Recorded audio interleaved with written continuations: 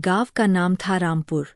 शांत, हरा-भरा लेकिन एक भयानक रहस्य से घिरा हुआ।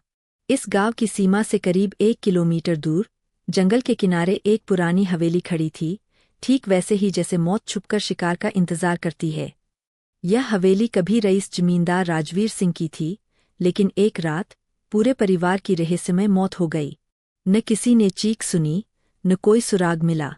लेकिन अगली सुबह जब नौकर वहां पहुंचे तो हवेली के हर कमरे में खून बिखरा था और पूरा परिवार मरा पड़ा था।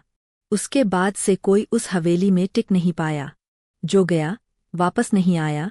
गांव के 4 नौजवान, राहुल, समीर, विशाल और अजय, जो खुद को निडर समझते थे, एक दूसरे को चैलेंज देते हैं कि जो उस हवेली में पूरी रात बिताएगा वही असली मर्द कहलाएगा।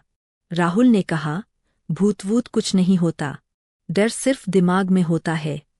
बाकी तीनों हंसते हुए मान गए और तय हुआ कि अगली रात वो चारों हवेली में रात बिताएंगे। चारों दोस्त टॉर्च और मोबाइल लेकर हवेली की ओर चल पड़े। जैसे जैसे वे करीब आते गए, हवेली और भी डरावनी लगने लगी।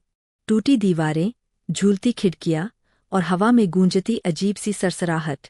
दरवाजा हल्का धक्का देते ही खुल गया। अंदर अंधेरा और सड़ांध भरी हवा थी। वे एक हॉल में पहुंचे जहां पुरानी पेंटिंग्स अब डरावने चेहरों में बदल चुकी थीं। दीवारों पर खून जैसे धब्बे और एक फटा झूला जो बिना हवा के धीरे धीरे हिल रहा था। अचानक ऊपर वाले कमरे से किसी औरत की दर्द भरी चीख सुनाई दी, बचाओ, मेरे बच्चों को मत मारो। चारों दोस्त कांपने लगे, लेकिन उन्होंने सोचा कोई प्रैंक कर रहा होगा। वे ऊपर की ओर बढ़े। कमरा पूरा धूल और जाले से भरा था, लेकिन एक कोने में सफ़ेद साड़ी में बैठी एक औरत दिखी। उसका चेहरा दीवार की ओर था। राहुल ने डरते हुए पूछा, कौन हो तुम? औरत ने धीरे धीरे गर्दन घुमाई। उसका चेहरा जला हुआ था, आंखों से खून बह रहा था और वो एकटक उन्हें देखे जा रही थी। जैसे मेरे बच्चे मरे थे। राहुल चीखते हुए नीचे भागा, लेकिन दरवाजा अपने आप बंद हो चुका था।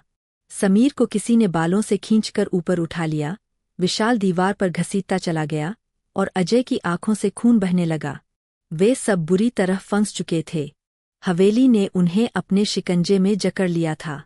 गांव वाले जब सुबह खेतों की ओर जा रहे थे तो उन्होंने देखा कि हवेली का दरवाजा खुला पड़ा है। डरते डरते कुछ लोग अंदर गए और जो उन्होंने देखा वो दिल दहला देने वाला था। चारों लड़कों की लाशें अलग अलग कमरों में पड़ी थीं, आंखें खुली, चेहरों पर खौफ और दीवारों पर लिखा था, अब ये भी हमारे साथ है। कहा जाता है कि आज भी रात के समय हवेली से वो औरत की चीखें सुनाई देती है, मेरे बच्चों को मत मारो। जो भी वहां जाता है कभी वापस नहीं आता। ऐसी और डरावनी कहानी के लिए डार्क स्टोरी को सब्सक्राइब करें।